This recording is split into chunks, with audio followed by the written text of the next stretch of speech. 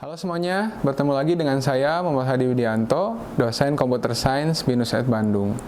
Setelah kita memahami komponen-komponen dari IoT, kita lanjut ke komponen-komponen elektronik pada Internet of Things. Tanpa berlama-lama, silahkan disaksikan. Halo semua, perkenalkan nama aku Arneta Zara Zafira, BINUSian tahun 2025 dengan nomor NIM 25019855243. Hai teman-teman, kembali lagi di sini dengan aku Arneta. Nah, kali ini kita akan belajar tentang komponen-komponen elektronik yang ada pada IoT. Yuk disimak video pembelajarannya ya. Komponen elektronik pada IoT. Yang pertama terdapat LED. LED merupakan singkatan dari Light Emitting Diode, yaitu salah satu jenis semikonduktor yang dapat mengeluarkan cahaya monokromatik ketika dialiri arus listrik. LED ini sudah banyak divariasikan menjadi berbagai hal, termasuk 7 segmen dari LED box dengan konsep yang sama, yaitu menyalakan dan mematikan untuk menghasilkan tulisan atau gambar yang dapat dilihat dalam jarak tertentu. Contoh penerapan dalam IoT yaitu pada kendali lampu smart LED. Hidup matinya lampu dengan praktis sehingga user hanya berperan sebagai pengatur melalui remote control dan pemantau bekerjanya alat. Nah, yang kedua terdapat resistor. Resistor atau disebut juga dengan hambatan berfungsi untuk menghambat dan mengatur arus listrik dalam suatu rangkaian elektronika. Satuan nilai resistor atau hambatan adalah ohm. Nilai resistor juga biasanya diwakili dengan kode-kode angka ataupun gelang warna yang terdapat di badan resistor. Hambatan resistor sering disebut juga dengan resistansi atau resistance.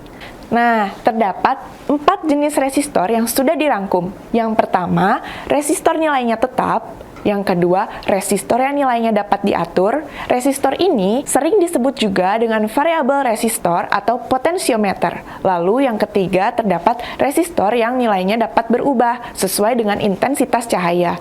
Resistor jenis ini disebut dengan LDR atau Light Dependent Resistor. Ya, lalu yang keempat, resistor yang nilainya dapat berubah sesuai dengan perubahan suhu. Resistor jenis ini disebut dengan PTC atau Positive Temperature Coefficient dan NTC, Negative Temperature Coefficient. Selanjutnya, yang ketiga terdapat induktor. Induktor atau disebut juga dengan coil kumparan berfungsi sebagai pengatur frekuensi, filter, dan juga sebagai alat kopel atau penyambung. Induktor atau coil banyak ditemukan pada peralatan atau rangkaian elektronika yang berkaitan dengan frekuensi seperti tuner untuk pesawat radio. Satuan induktansi untuk induktor adalah Henry atau H. Terdapat 2 jenis induktor, di antaranya yang pertama, induktor yang nilainya tetap, lalu yang kedua, induktor yang nilainya dapat diatur atau sering disebut juga dengan coil variabel.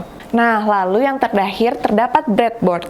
Breadboard adalah sebuah papan untuk prototyping atau biasa berfungsi guna membangun sirkuit yang digunakan untuk menempatkan komponen dan koneksi di papan untuk membuat sirkuit tanpa penyolderan. Lubang-lubang di breadboard berfungsi untuk menjaga koneksi dengan memegang atau menahan bagian atau kabel yang diletakkan dan menghubungkannya secara elektrik di dalam papan sirkuit breadboard. Sirkuit breadboard tidak ideal untuk penggunaan jangka panjang seperti sirkuit yang dibangun di atas perfboard atau protoboard atau PCB yang disebut printed circuit board. Breadboard ini sangatlah berguna karena dapat membantu untuk menyusun sirkuit dengan cepat dan sederhana untuk mengetesnya. Breadboard sangat cocok untuk dibuat dalam proyek mandiri atau sebagai peripheral sebuah Arduino, Raspberry Pi, Launchpad, BeagleBone, dan development board lainnya. Nah, untuk mengasah kemampuan kalian dalam memahami materi hari ini, seperti biasa, kalian harus menjawab soal dalam waktu 10 detik.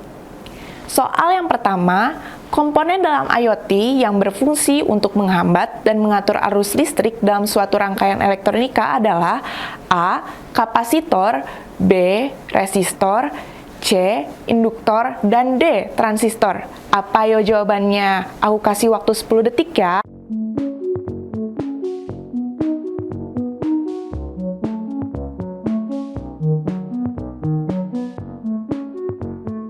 Nah, jawaban yang benar adalah B, resistor. Lalu, pertanyaan yang kedua, Papan untuk prototyping atau membangun sirkuit yang digunakan untuk menempatkan komponen dan koneksi tanpa penyolderan disebut A. Breadboard, B. Printed Circuit Board, C. LED, atau D. Arduino Board. Kita kasih waktu 10 detik untuk menjawabnya ya.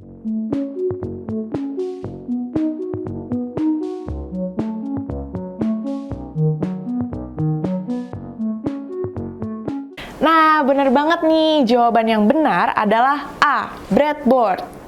Nah, terima kasih untuk teman-teman yang sudah mendengarkan materi tadi. Semoga bermanfaat dan sampai jumpa di video selanjutnya.